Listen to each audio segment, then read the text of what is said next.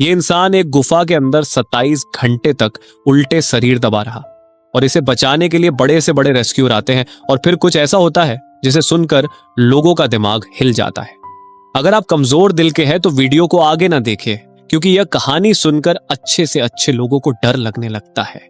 यह है the most unusual and most terrifying death in caving history. यह है नट्टी पट्टी केव की कहानी।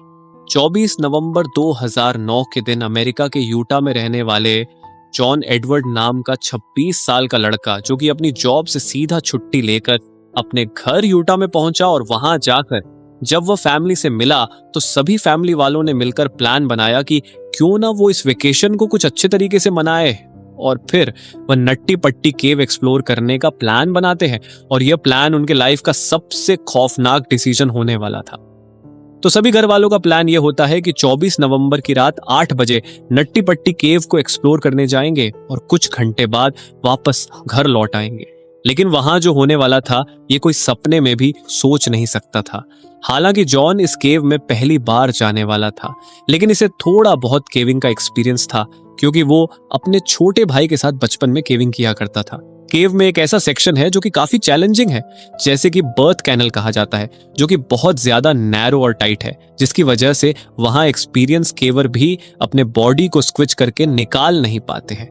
किसी के हिप्स और शोल्डर वहां फंस जाया करते और जितना भी वो कोशिश कर ले नहीं निकलते, और उसे निकालने के लिए रेस्क्यू टीम की जरूरत पड़ती। और इसी वजह से इस केव को सालों पहले बंद भी कर दिया गया था और ये नट्टी पट्टी केव मार्च 2009 में ही रिओपन हुई थी, कुछ नए रूल्स के साथ। रूल्स ये थे कि केव के अंदर जाने से 21 दिन पहले वहां के अथॉरिटी से परमिट लेनी होगी और केवर के हर एक ग्रुप में 2 एक्सपीरियंस केवर होना कंपलसरी था। जॉन और उसका 13 साल का छोटा भाई जॉस दोनों एक्सपीरियंस केवर थे, तो इसे अंदर जाने की परमिट मिल जाती है और फिर सभी घर वाले मिलकर नट्टी पट्टी केव के एंट्रेंस पर पहुंचते हैं, जिसकी साइज सिर्फ 30 इंच थी। और वह सभी 24 नवंबर की रात 8 बजे केव में घुसते हैं। पूरा ग्रुप केव में एंटर होता है तो पहले 1 घंटे तक सब कुछ ठीक चलता है और सभी लोग कॉन्फिडेंटली आगे बढ़ रहे होते हैं। लेकिन फिर जॉन और जॉस और उसके 2 दोस्त बिग स्लाइड की जगह पर रुक जाते हैं और आपस में एक मैप देखकर डिसाइड करते हैं कि वो इस केव के सबसे चैलेंजिंग बर्थ कैनल को विजिट करेंगे, जो कि इस केव के सबसे डीपर सेक्शन में है। ये इतना टाइट है कि सिर्फ कुछ ही लोग इस केव को क्रॉस कर पाते हैं और यह माना जाता है कि यहाँ एक लॉन्ग टाइट पैसेज है और अगर इसे क्रॉस कर गए तो एंड में एक और लंबा टाइट पैसेज आएगा और अगर उसे भी क्रॉस कर गए तो एंड में एक छोटी सी थोड़ी सी रूम मिलेगी जहां आपको टर्न होने का मौका मिलेगा और फिर वहां से आप टर्न होके वापस आ सकते हो। हालांकि ये इतना टाइट है कि इसमें एक्सपीरियंस केवर को भी घुटन होने लगती है और वो पैनिक हो जाते हैं। जॉन और उसका छोटा भाई जॉस जो इसके पीछे आ रहा था, उन्हें बर्थ कैनल मिल जाती है और वो दोनों बर्थ कैनल के अंदर घुस जाते हैं। लेकिन इसमें गलती ये होती है कि जॉन और जॉस जिस रूट में घुसे थे वो बर्थ कैनल की रूट थी ही नहीं। जॉन और जॉस एक्चुअली में गलत रूट में घुस चुके थे, जिसके बारे में इन्हें कोई भी आइडिया नहीं था। जॉन 15 फीट आगे मूव करता है और इसी बीच इसके सामने कई सारी चट्टानें भी आती हैं। हालांकि जॉन हेल्दी था तो वो अपने बॉडी को डिफरेंट ओरिएंटेशन में मूव कर सकता था। अपने शोल्डर, अपने कमर एंड दोनों अपने पैरों को प्रॉपर डायरेक्शन में फोल्ड करके वो आगे मूव करता है और जॉन अब कॉर्क स्क्रू के रूट में आ चुका था। और जिस तरह से जॉन आगे बढ़ रहा था, पैसेज और भी टाइट होते जा रहा था और अब तक वो वापस भी मुड़ नहीं सकता था, क्योंकि वो पैसेज एक्चुअली में बहुत ज्यादा टाइट था। इसे लग रहा था वो बर्थ कैनल में है और इसके अकॉर्डिंग जैसे इसे पता था कि एंडिंग में एक स्मॉल रूम आएगी और टर्न होने का मौका मिलेगा, इसलिए वो आगे बढ़ता जाता है। और यही जगह थी जहां चीजें और बिगड़ जाती है और अब तक वो कॉर्क स्क्रू के एरिया में आ चुका था। इस कॉर्क स्क्रू एरिया को क्रॉस करने के लिए केवर को बहुत छोटे और फ्लेक्सिबल होने की जरूरत पड़ती थी और सिर्फ कुछ ही लोग अपने स्किल की मदद से इसे क्रॉस कर पाते हैं और वहां से केवर को रॉक लेस्ट से शार्प 90 डिग्री बेंड होना होता है। लेफ्ट की साइड अब तक जॉन इस स्मॉल एरिया से टर्न हो चुके थे और इसके बाद वो मोस्ट डिफिकल्ट सेक्शन में पहुंचते हैं। 5 साल पहले एक 16 साल का लड़का ब्रॉक क्लार्क यही कॉर्क स्क्रू सेक्शन में अटक गया था, जिसकी हाइट सिर्फ 5 फुट 7 इंच थी और वेट 63 केजी था और उसे रेस्क्यू करने के लिए 14 घंटे लगे थे। जॉन भी यही एग्जैक्ट स्पॉट पर था, जबकि इसकी हाइट 6 फीट थी और वेट 90 केजी था। यहाँ पर इसे अपने बॉडी को टर्न करके वापस लौटने का कोई ऑप्शन नहीं था। इतनी कम स्पेस की वजह से वो ना चाहते हुए भी लेज एरिया की तरफ खुद को स्क्विच करते हुए आगे बढ़ता है। हालांकि ये एरिया टाइट था, तो जॉन को लग रहा था कि ये बर्थ कैनल की सबसे टाइट जगह से, मतलब कि आगे एक बिगर स्पेस आएगी और वहां इसे टर्न होने का मौका मिलेगा। और वो अपने स्टमक को प्रेस करते हुए रॉक के सहारे आगे बढ़ता जाता है। वो डॉन ऑफ डायरेक्शन में मूव कर रहा था, मतलब जमीन से एग्जैक्ट नीचे की ओर। जॉन को पता नहीं था वो कहां पहुंच चुका है। उसे उम्मीद थी कि आगे कोई एक ओपनिंग जरूर मिलेगी, और फिर वह तभी स्पीड में नीचे गिरने लगता है और खुद को अपने हाथों से पकड़कर जोर से चिल्लाता है और अपने भाई की ओर कहता है, जॉस तुम इधर मत आओ, मुझे फॉलो मत करो। अपने कंधे के सहारे इसे आगे बढ़ना जरूरी था बाहर निकलने के लिए। और तब जॉन को अपने हेडलैम्प से एक होल की ग्लिम्स दिखाई देती है और जॉन के अंदर एक उम्मीद जागती है। लेकिन ये जॉन की जिंदगी की सबसे बड़ी और आखिरी गलती थी। वो आगे बढ़ता है और अपने सर को होल में डालता है, और एग्जैक्टली वो जिस टनल में जा रहा था वो अननोन थी, और अब वो वहां पहुंच चुका था और वो टनल और भी टाइट था और वह स्पेस बहुत कम थी।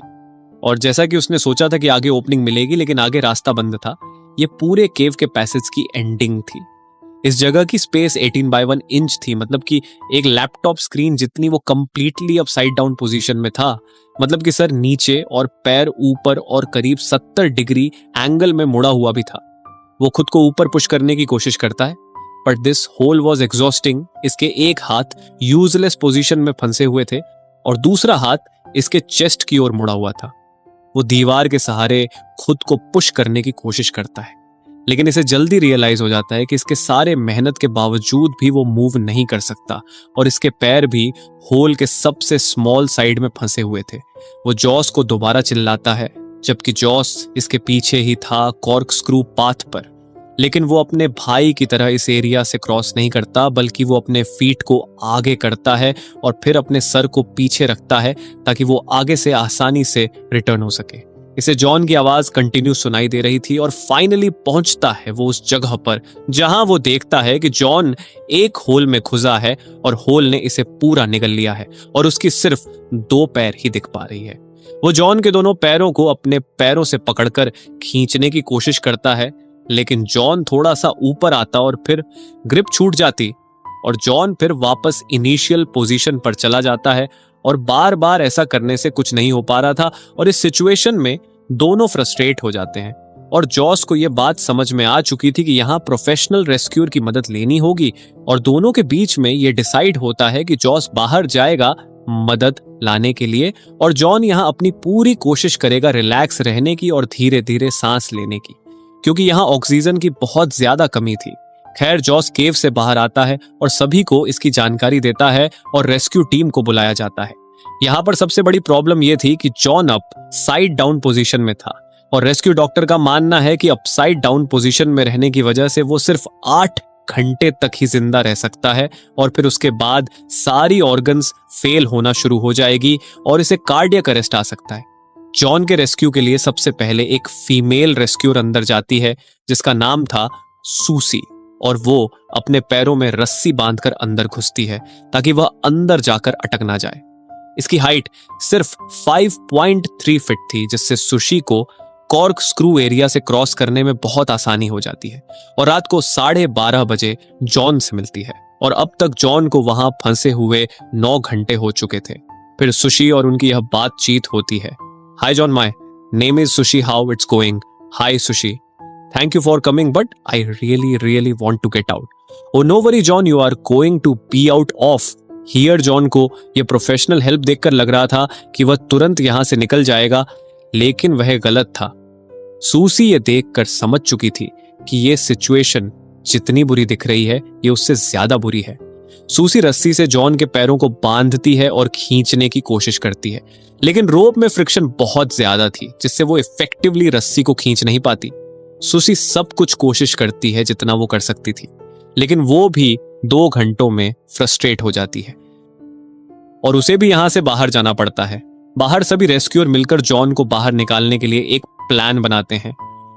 डिसीजन ये लिया जाता है कि वहां एक पुलिस सिस्टम इंस्टॉल किया जाएगा और एक मशीन से उसे खींचा जाएगा, क्योंकि 5 साल पहले ब्रॉक क्लार्क भी कॉर्कस्क्रू एरिया में अटक गया था, तो उसे पुलिस सिस्टम से ही निकाला गया था। इक्विपमेंट के सभी पीसेस को कॉर्क के दूसरी साइड ले जाने में घंटों लग रहे थे और टनल एक्सट्रीमली टाइट थी और सिर्फ छोटे टूल को ही अंदर ले जाया जा सकता था और असिस्ट करने के लिए एक टाइम पर सिर्फ एक ही पर्सन हो सकता था और उस पर्सन को कद में छोटा और फ्लेक्सिबल भी होना जरूरी था ताकि अच्छे से क्रॉस कर पाए। ये कोई सिंपल सिचुएशन नहीं थी और हर एक पुलिस सिस्टम को इंस्टॉल होने में घंटों तक टाइम लग रहा था और इसी दौरान केवल जॉन से बात करके जॉन को रिलैक्स रखने की कोशिश भी कर रहे थे।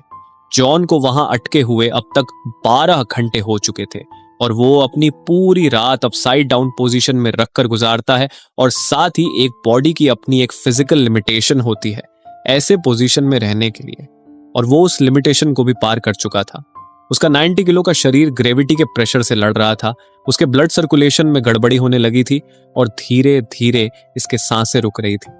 पूरी रात यहां बिताने की वजह से ये काम एग्रेसिव हो रहा था। इसके लेग्स काम करना बंद हो गए थे।